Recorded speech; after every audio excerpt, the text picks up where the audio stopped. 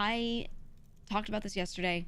I had meetings with leadership, and this does not mean only him, with leadership, talking about my thoughts on how things were going and how it was not going to go well, and I was concerned. At that time, if it was known that things were going so poorly, someone could have made the call to cut the losses, to say, we need to cut a lot of staff right now. That's our big spend is staff salaries. We need to cut certain projects. These are big spends as well. Let's liquidate some things that we have, whatever. See what our money situation is. Pay money out to talent so that we're getting close to or not as much in debt. Maybe pay the charity first. Talk to us about it and go, look, we owe this money to you guys, but we also owe to charity. You know, here's what we want to do. We could have just talked about it. It still would have been bad. It would have been less bad. Anyway, I'm going to read my reply now. This is what I replied to the tweet. I said, Vishojo didn't just fail. Many staff and leadership failed Vishojo. I'm not going to name any specific people for the record. I don't want to point fingers at anyone right now, but I just want that to be known that this is not just one person. It's impossible for this to have been one person and no one else knew, right? I said, instead of using talent money on operating costs, the company should have shut down or at least informed us, but you instead used us as cash cows to keep things afloat while keeping us in the dark. Again, this was a conscious decision. You chose to keep the expensive sinking ship going and felt it was fine to keep paying out to staff you were friends with instead of putting talent first. You made it abundantly clear that you're okay with not prioritizing the debts owed to the talent who made this company what it is. Again, this was a conscious decision.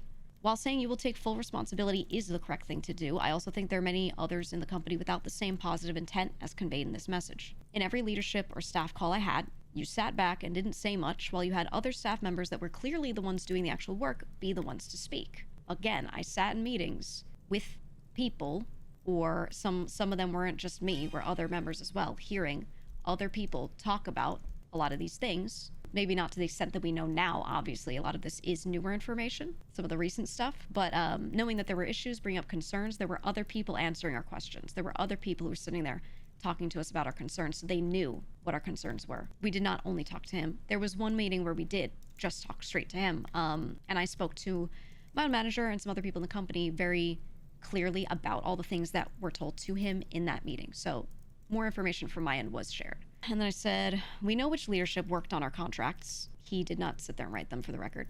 We know which leadership constantly sat in VC playing games with staff instead of working on time-sensitive tasks for events and debuts. This is something that I brought up multiple times. There were staff members that I couldn't get a hold of at times, or were supposed to be working on a thing and I knew it was taking time, and I mentioned something to someone else who was also NDA'd, and they said, oh, a couple of names have been in VCs playing nothing but certain games all day.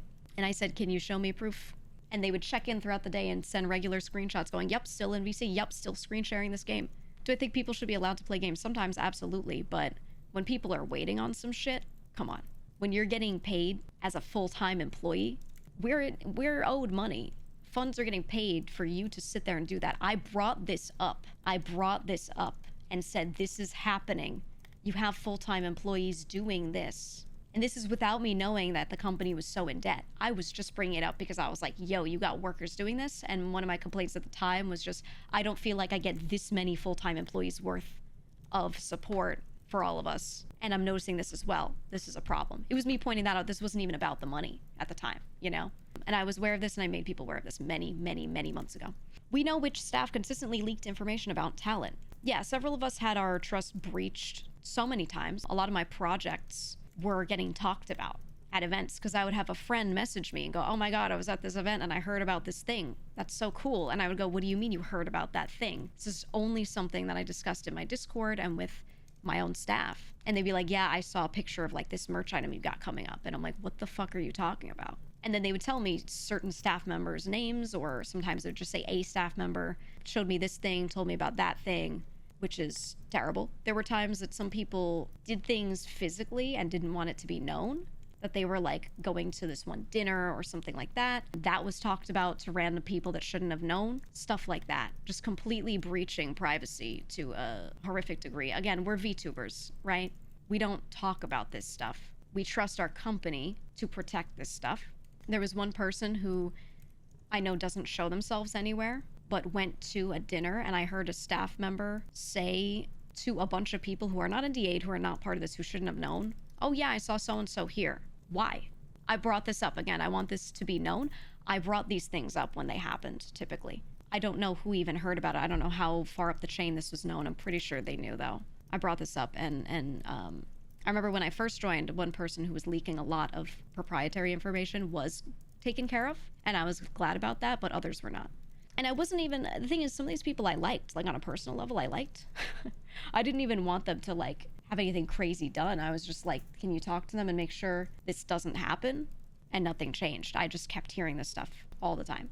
And okay, last line of my reply, I said, as the CEO, you are the final check, yes, but this means that all checks before you failed to. That's it, right?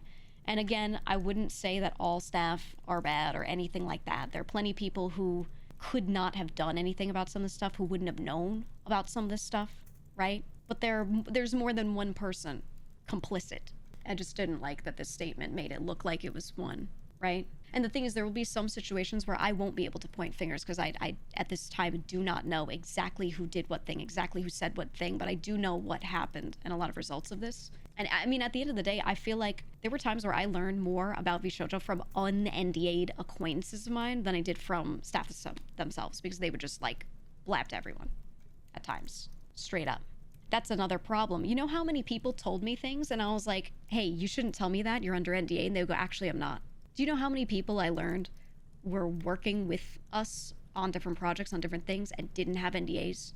People would be getting handed art of my new model that no one had seen to make an item or something, right, relating to it. And they wouldn't be under NDA.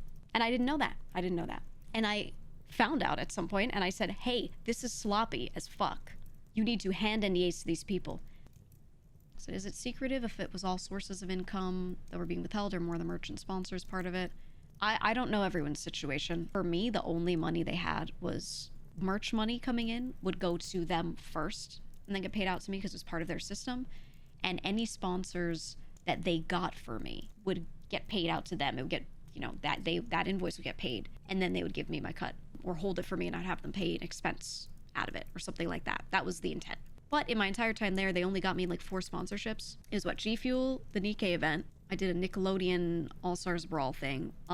They brought you on to be a full-time talent, but ended up making you be their management consultant. Might as well form Geega, and Geega Incorporated. I mean, I say I spent a lot of time, but that's from my perspective. At the same time, there was a lot of time I just said, fuck it, I'm just gonna let them try to handle it. So, you know. Oh, and the 4th thing was actually Monster Hunter, but they didn't do any real work on it. They facilitated the initial discussion. So technically, like, they, quote unquote, got that for me, quote unquote. I already had my own contacts, but they went through VShojo regardless. And then all of the work related to the Monster Hunter debut, getting the model, whatever, was all done by me and my own team. So those 4 were the only things that they may have received money for relating to me. But yeah, I do a lot of sponsorships, and almost all of them are facilitated by me, myself, and my own team. So, you know, so they wouldn't like take in the money for that stuff. The merch stuff was also, if they did it through their system, they would receive the merch money and then pay me out. That would be the system there. But if I did merch with a third-party company or something, then there's a good chance that they would pay me out, and then I would pay them their cut, vice versa. Which wasn't a problem. We were always allowed to work with whoever we wanted, third-party companies. And then all that mattered was like making sure the legal stuff was handled. So if they are owed a cut, I make sure I calculate and give that cut to them, or vice versa. If they do it, they have to give that cut to me that I'm owed.